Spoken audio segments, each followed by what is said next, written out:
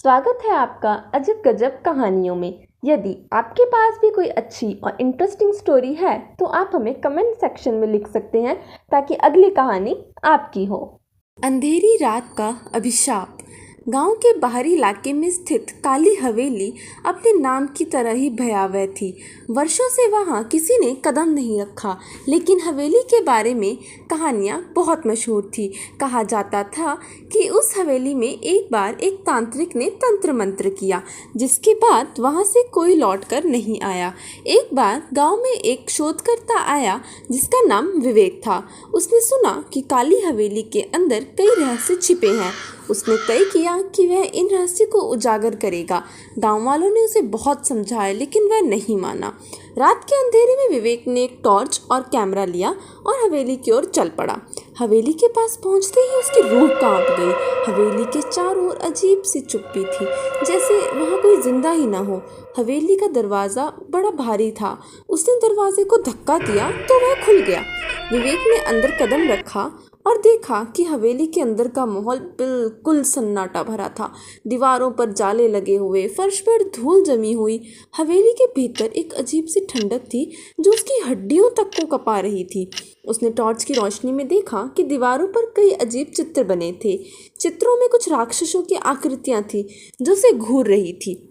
जैसे ही वह हवेली के अंदर और आगे बढ़ा, उसे एक कोने में किसी के हंसने की आवाज़ सुनाई दी। वह चौंक गया और उस दिशा में बढ़ा। वहाँ कोई नहीं था, सिर्फ एक टूटी हुई कुर्सी पड़ी थी।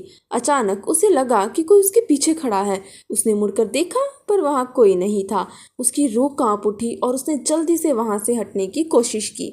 एक बड़े हॉल में पहुंचा जहाँ एक पुरानी जंग लगी झूमर लटक रहा था। झूमर धीमे धीमे हिल रहा था, मानो कोई उसे हिला रहा हो। विवेक ने कैमरे को सेट किया और तस्वीरें लेना शुरू किया। तभी एक तेज आवाज़ आई और झूमर जोर से हिलने लगा।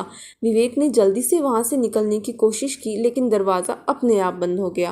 विवेक ने दरवाजे को खोलने की कोशिश की, लेकिन वह नहीं खुला। उसे एहसास हुआ कि अब वह फंस चुका है। उसने चारों ओर देखा, तभी उसे एक कोने में एक अजीब सी रोशनी दिखाई दी। उसने टॉर्च की रोशनी में देखा कि वहाँ एक पुरानी किताब पड़ी है।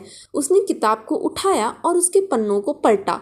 किताब में कुछ तांत्रिक मंत्र लिखे हुए थे। तभी हवेली के अंदर से एक भयानक चीख की आवाज़ आई। वह आवाज़ इतनी भयानक थी कि विवेक का दिल तेजी से धड़कने लगा। विवेक ने किताब को बंद किया और उसे वहीं छोड़कर भागने की कोशिश की, लेकिन जैसे ही उसने मुड़कर भागने की कोशिश की, उसे लगा कि मानो उसके पैरों में कोई भारी वजन रखा हुआ है। उसने नीचे देखा तो पाया कि उसके पैरों में जंजीरें बंधी हुई हैं जो ज़मीन से निकली हुई थी। वह चीखने लगा, लेकिन उसकी आवाज़ बाहर तक नहीं गई। अचानक हॉल में अंधेरा छा गया और चारों ओर अजीब अजीब आकृतियां उसकी ओर बढ़ने लगी। विवेक ने अपनी टॉर्च जलाने की कोशिश की, लेकिन टॉर्च भी बंद हो गई। उसके चारों ओर भयानक हंसी की आवाज़ें आने लगी। उसने अपनी पूरी ताकत से जंजीरों को तोड़ने की कोशिश की, लेकिन वह असफल रहा। तभी एक छाया उसकी ओर बढ़ी और उसके चेहरे के सामने आकर खड़ी हो गई।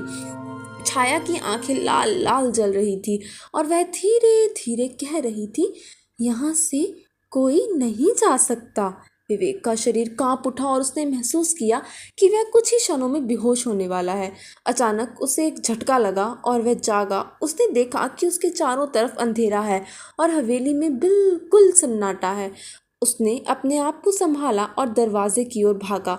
दरवाज़ा अब भी बंद था, लेकिन इस बार उसने ज़ोर से धक्का दिया और दरवाज़ा खुल गया। वह तेजी से बाहर की ओर भागा और गांव की ओर दौड़ पड़ा। गांव पहुंचकर उसने देखा कि सभी लोग उसकी प्रतीक्षा कर रहे थे। उसने उन्हें सारी कहानी सुनाई और कहा कि काली हवेली में वास्तव में कुछ बुरा है। उसके बाद गांव वालों ने तय किया कि वे उस हवेली को हमेशा के लिए बंद कर देंगे। उन्होंने हवेली के चारों ओर एक दीवार खड़ी कर दी और उसे हमेशा के लिए सील कर दिया। काली हवेली का रहस्य आज भी वही है और कोई नहीं जानता कि वहाँ वास्तव में क्या हुआ था, लेकिन विवेक की कहानी गांव वालों को हमेशा याद रहती है और वे कभी भी उस हवेली के पास जाने की हिम्मत नहीं करते। अंधेरी रात का अभिशाप हमेशा के लिए उस गांव पर छा गया।